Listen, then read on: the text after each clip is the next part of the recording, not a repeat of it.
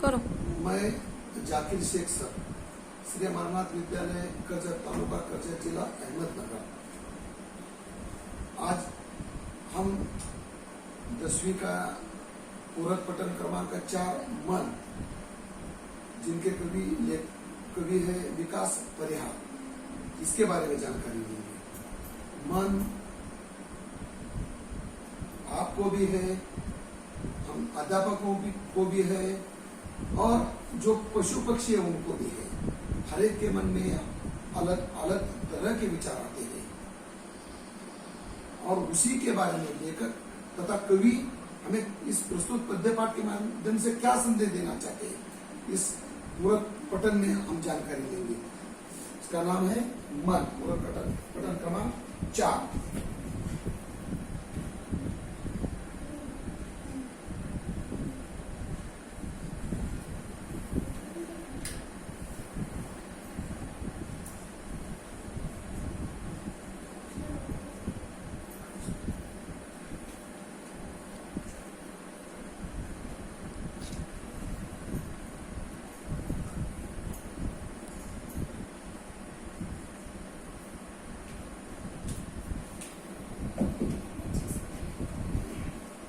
सबसे पहले हम कवि के बारे में तथा उनका परिचय देखेंगे। तो विकास परिहार का जन्म 1983 गुना मध्य प्रदेश में हुआ।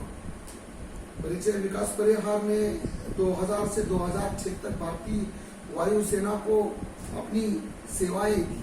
फिर पत्रकारिता के क्षेत्र में उतरने के बाद रेडियो से जुड़े।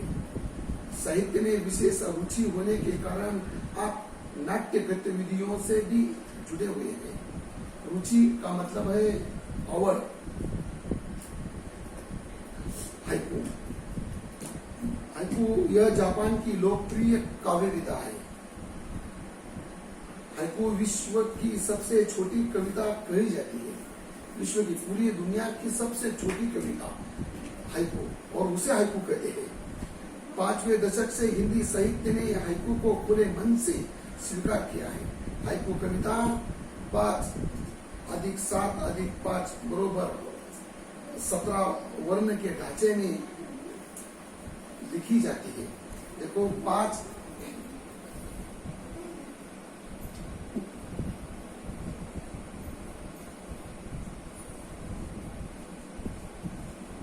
इसी तरह से प्रस्तुत हाइकू में कवि ने अपने अनुभव और छोटी छोटी विभिन्न घटनाओं को अर्थवाही सीमित शब्दों में प्रस्तुत किया है। अब इस प्रस्तुत पूरक पठन तथा पद्य पाठ हाइकू में कवि ने छोटी छोटी विभिन्न मतलब अलग अलग घटनाओं को अर्थवाही सीमित शब्दों में, कम शब्दों में, जहां हम हिंदी में कहते मोहरा है कि जिस तरह घाघर में सागर को कहा जाता है, शब्द कम होते हैं लेकिन उसका मायना तथा अर्थ बहुत बड़ा होता है, उसे प्रस्तुत किया है। छोटी छोटी मतलब छोटी छोटी प्रस्तुत करना, हमारे सामने पेश करना, प्रस्तुत।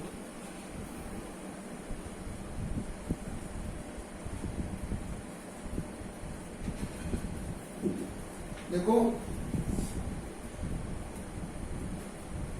घना अंधेरा, चमकता प्रकाश और अधिक। घना अंधेरा, चमकता प्रकाश और अधिक। यहाँ कवि कहते हैं कि जब अंधेरा घना होता है, दाट, बहुत ही अमावस के रात को जिस तरह से अंधेरा घना होता है, जिस तरह पूनम को प्रकाश होता है और अमावस के रात को अंधेरा कैसा होता है, घना होता है, तब प्रकाश और अधिक कर सकते।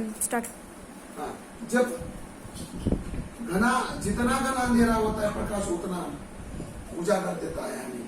कोई भी चीज जितनी बड़ी होती है, उसके विरोध में जितनी वो चीज उतनी उठकर दिखती है। अर्थात सब प्रतिकूल परिस्थितियां घने अंधकार के रूप में हमें घेर लेती है।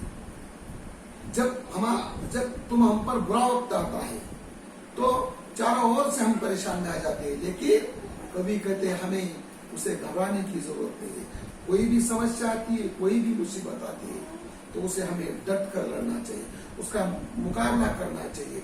जब भी समस्या आती है, दुनिया की कोई ऐसी समस्या नहीं कि जिसका हल न हो। दुनिया का कोई ऐसा प्रश्न नहीं कि जिसका उत्तर न हो। इसी कारण प्रस्तुत पद्य पाठ के माध्यम से कभी हम ये कहना चाहते हैं कि जितना घना अंधेरा अमावस का होता है उतना ही प्रकाश पूनम का होता है। जितनी बड़ी मुसीबत आती है उतना ही हम उस मुसीबत से हम अगर डट कर उस मुसीबत का सामना करते हैं तो हम वहां से बाहर निकलते हैं। तब वही से एकाएक प्रकाश की किरणें फूट पड़ती है और कहां से ना कहां से समस्या का हल निकलता है। इसी कारण हमें घबराने की कोई जरूरत नहीं है। करते जाओ, पाने की मत सोचो, जीवन सारा करते जाओ। हमें मेहनत करते जाओ, फल की अपेक्षा न करो, फल मिलता रहेगा। किसान खेत में पूरा वर्ष 12 महीने वो मेहनत करता है, हल चलाता है, हल जोतता है और आखिरी में उसे फल मिलता ही है। फसल बड़े जोम से उसके खेत में आती है। ठीक उसी तरह करते जाओ, पाने की मत सोचो, कोशिश करते जाओ। कोशिश करने वालों की कभी हार नहीं होती। पाने की मत सोचो, जीवन बहुत बड़ा है, मिलते जाएगा और पूरे जिंदगी भर हमें संघर्ष करना है।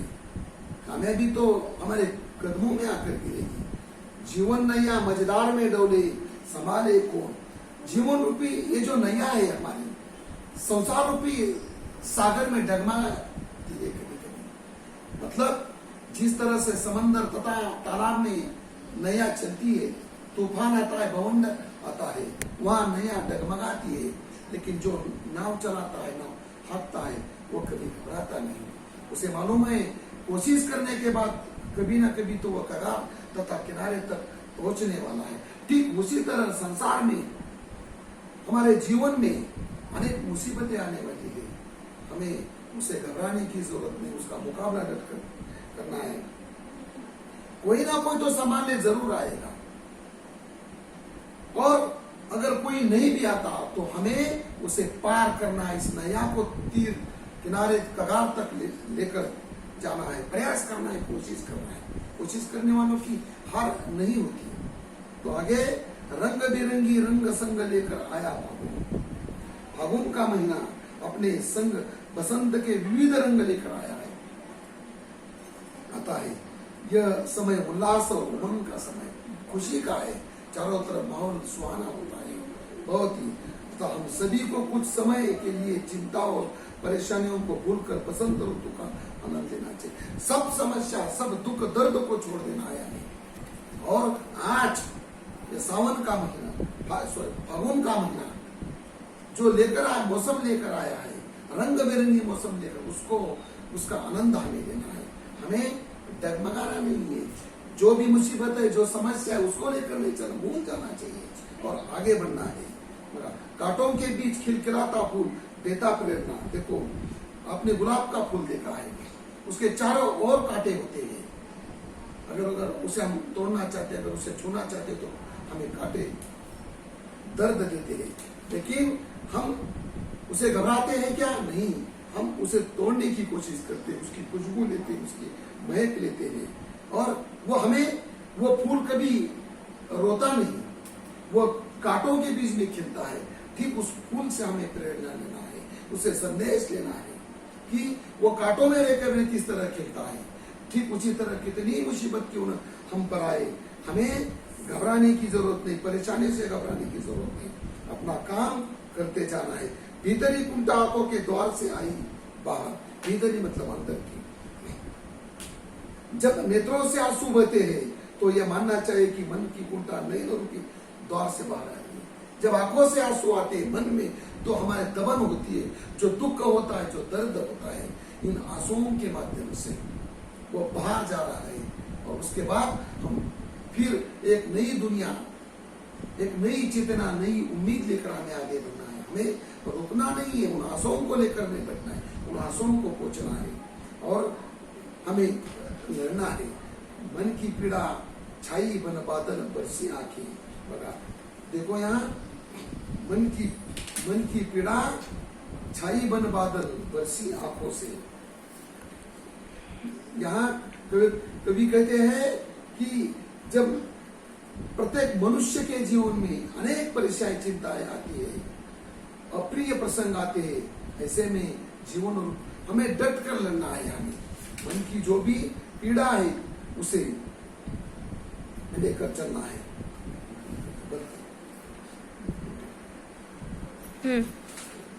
आगे देखो, मन की पीड़ा छाई बन बादल बरसी आंखें। यहाँ जब आकाश में बहुत घने बादल होते तभी वर्षा होती है। हम देखते हैं आकाश की ओर बहुत घने बादल आते हैं, उसके बाद ही वर्षा मतलब बारिश आती है। उसी प्रकार जब मन की पीड़ा बहुत गहरी होती है, मन में जब दुख दर्द गहरा होता है, घाव बड़ा होता है, तो वह बादल बनकर आंसुओं के रूप से बरसने लगता है, निकलने लगता है और एक नई उमंग खुशी के लेकर आता है।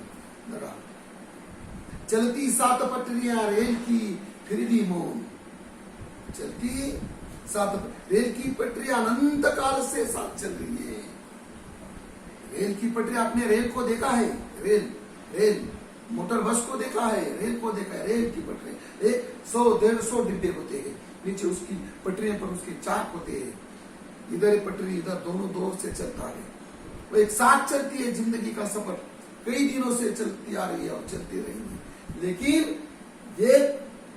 ये पटरियां उस पटरियां से कभी बात नहीं करती। मन का दुख दर्द किसे नहीं बताती है वो यहाँ,